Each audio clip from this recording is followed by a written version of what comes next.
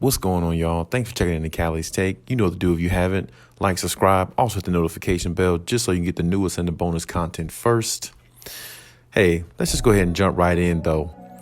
You know, I'm starting to hear, once again, the Houston Rockets trade possibilities spark interest. In the last couple of days, it's been very, very high. Yahoo Sports has reported that the Clippers are showing a lot of interest in John Wall and also showing a lot of interest in Christian Wood. Now, of course, both of those players, I don't know if the Clippers will be able to pull off both or be able to obtain both of those players, but they definitely have an opportunity to at least get one.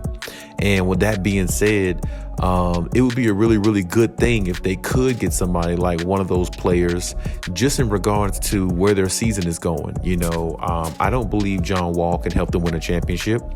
I'm not sure if Christian Wood can help them win a championship, but I do believe with the way their season is going right now, the uncertainty, the unknown of Kawhi and PG, along with having a bunch of role players who play good some nights and then some nights they don't, and you have core players there who play well but have a hard time staying healthy.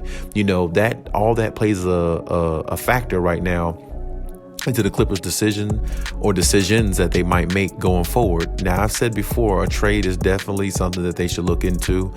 One person I think they should look to move, me personally, would be Eric Bledsoe.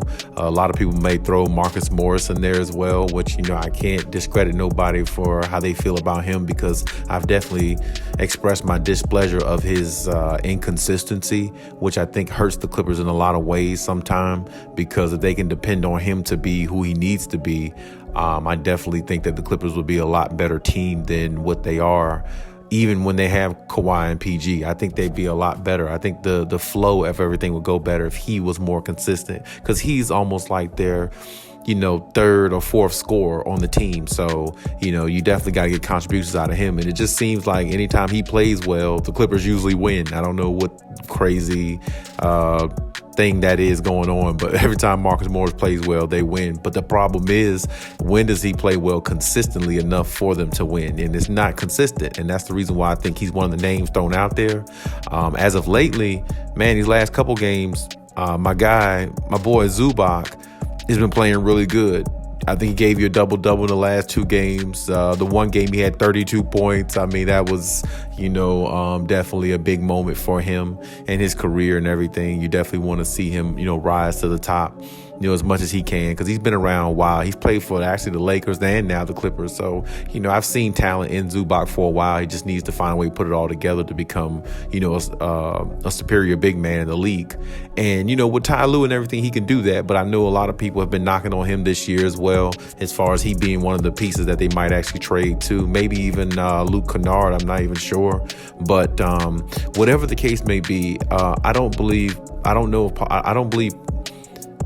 John Wall can help you win a championship with the way he plays. I just don't. But I understand if the Clippers do make the move, because like I said, at this point, they're very uncertain about their two superstars, so they just don't know really what to do. And their hands are kind of tied because they don't have much to offer, because they gave us so much for Paul George when he came after Kawhi Leonard had already showed up there and started, the trend of everything of LA, our way, all that stuff. And I know they don't have much to give or much to offer teams, but what they do have to offer, of course, is their two-star players. They can sell their team pretty much off of them, giving other players opportunities to win championships. So that right there can actually draw some guys to wanting to come to LA to play with them. But like I said, if they do happen to get John Wall, I really wouldn't be mad too much, because like I said, I feel like they need all the help they can get. I think this team is right there of winning a championship if everybody's healthy. I just don't believe adding a player like John Wall will help that cause, but maybe it'll leave them right where they are and don't, lower their chances. I don't believe, because I believe he can help. I just don't believe he has a high basketball IQ. That's why I personally said find a way to get Ben Simmons, because I know he has a high basketball IQ, and I know if he plays with Kawhi and PG and Ty Lue, they're going to bring the best out of him. They're going to actually make him mentally think it's okay to shoot, feel comfortable in your own skin, and go out there and play your game and play it at a high level. And that would be a perfect place for him, I think. Even though a lot of fans may not agree with me on that, I do think that'd be a perfect place for Ben Simmons to play, especially since he wants to play in California. Preferably probably for the Lakers, but I mean, I definitely think he wouldn't mind playing for the Clippers and Ty Lue, because I mean, Ty Lue's coaching is very, very good, and a lot of players seem to take heed to it very well. But the rumors are high. As I said, you can look at Yahoo Sports about John Wall. I don't know who the Clippers would give up for him. I assume Eric Bledsoe would be a part of that mix, and maybe one more player like an Amir Coffey or somebody like that. Who knows?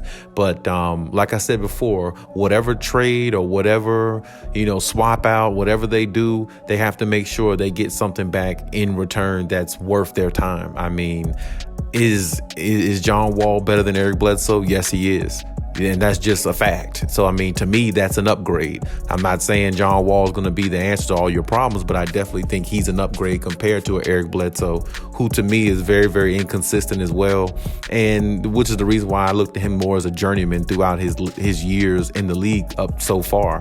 And shout out to him, though. He has played good some games for the Clippers this season. I'm not going to totally knock him, but I definitely thought they should have kept Patrick Beverley, but they didn't. That's the past. So now they got to try to move forward and make another trade. I mean, hell, if they feeling froggy, go ahead and trade back for Patrick Beverley if they could. That would be a good idea too. I'm not saying he's the answer that they'll need in every phase, but at the same time, he's definitely a defensive player, and you can always use defense when you're trying to win championships. That's at least my motto anyway. So, but we'll see how it goes. I personally, I would like to see them get Christian Wood as well if they're able to pull that off. I don't know if that's even that might be way far out the realm, way far away. That the John Wall issue or the John Wall situation is probably actually closer to being done or possibly being done rather than Christian Wood. And I think a lot of other teams are looking at him as well. So I definitely would like to see him get Christian Wood, though, if they were able to get a big man like that, because I think he would bring that youth energy, shot blocking, and, he's starting to get a little confident in his jumper as well from what I'm starting to see. So he definitely could bring an element to them that I say they do have that in Serge Ibaka, but Serge is a little bit older now. So I'm not sure if they will let Serge go. I would hate if they did, because I actually like Serge Ibaka. He's got winning intangibles, and, I'm all about people who got winning intangibles, because those are things that help you win championships and help you win if they're healthy. But that's the thing with the Clippers. Health is a big issue, and they're not sure how healthy or how available any of their players are. I mean, and that's just the reality to it. They just don't know, and they want to keep the same core players that they have, and I know they do, because that's the reason why they brought everybody back, at least everybody they could.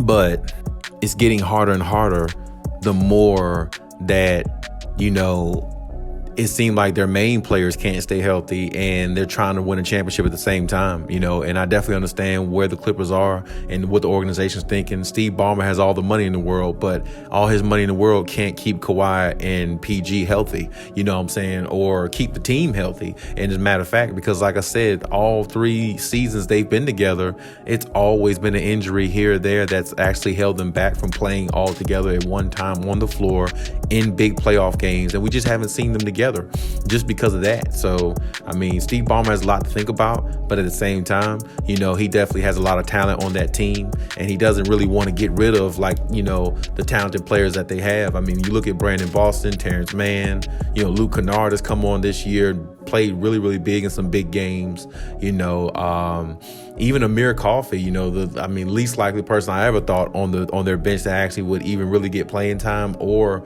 actually be a factor. And he was, I'd say, for about a 3-4 game stretch there, he was averaging over like 20 points a game, and actually helped the Clippers get a couple victories, so you got to give him credit. I mean, all the way down to the lowest man on the totem pole, the Clippers have had production from all their players, and I think that definitely bodes well for them if they're going into the playoffs, because as I said before, when you got guys on the bench that are confident in what they're doing, being out there on the floor, because they had to play substantial minutes and play basketball with a meaning because their main stars were down. They had to play all the games that the Clippers, the young guys are playing now, are meaningful games. It's almost like they're in the playoffs because they can't lose with so many. Otherwise, they lose the 8th seed and possibly fall in the play-in tournament, and anything can happen in one game. You can get beat in one game easily. So that's something the Clippers really have to think about in its entirety. And I definitely think they're actually trying to figure this thing out. And it's going to be tough, though, if they do let any of their core players go, because you're so used to seeing those players there.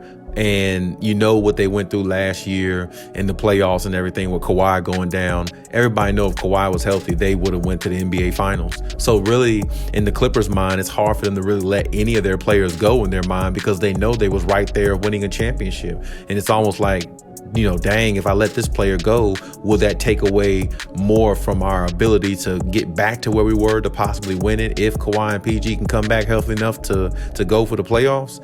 These are the things the Clippers organization is thinking about. And I definitely think, these are things they should continue to think about, because the team they have is good, and they're definitely good enough to make a run, but the health is the issue. And sometimes when you make trades, you trade away the wrong pieces rather than maybe keep the team the way it is, or trade away a piece that you really, trade away the better pieces, or pieces that you see that are good, but you definitely can improve in those areas. Sometimes you trade away the pieces that you need to win a championship rather than get better. And that's something that you hope that the Clippers don't do. I feel like they did a piece of that or a portion of that with Patrick Beverley, but at the same time, they did it. So, and they're still a pretty good defensive team, so you got to give them credit there. But it's going to be interesting to see how this plays out. I definitely feel like this trade possibly can go through more so than what others may think, maybe even more so than what I even thought at first, because I didn't think that the trade was, because I heard it, we had talked about this before, maybe some months back, even in the off season about it. So I kind of felt over time it might have been, something that they just, speculation.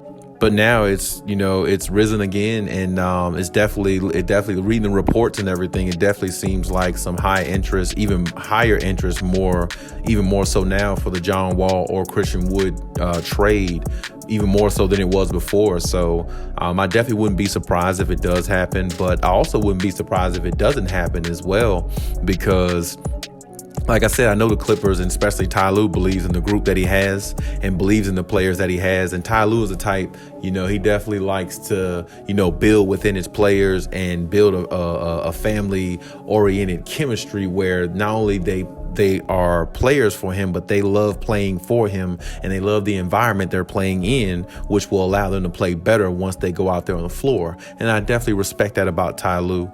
And I definitely always respect the fact that, he's been a players type coach, so I know they're trying to keep all the players they can, but decisions have to be made, and we'll just have to see how the decisions unfold and how it benefits the Clippers going forward, because it really all depends, of course, on Kawhi and PG.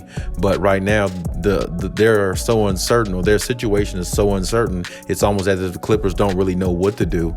Pull the trigger on somebody else, or keep what you have and wait for them to come back, punt this season away, maybe go in the next season with the confidence that they can win it, or hope that they come back and, possibly win it this year. It's so much going through their heads right now. It's almost kind of hard to figure out what do they need to do. But in the midst of all that, they're still trying to make the playoffs. So, definitely a tough road for them. Definitely a tough situation. But we'll see how it unfolds.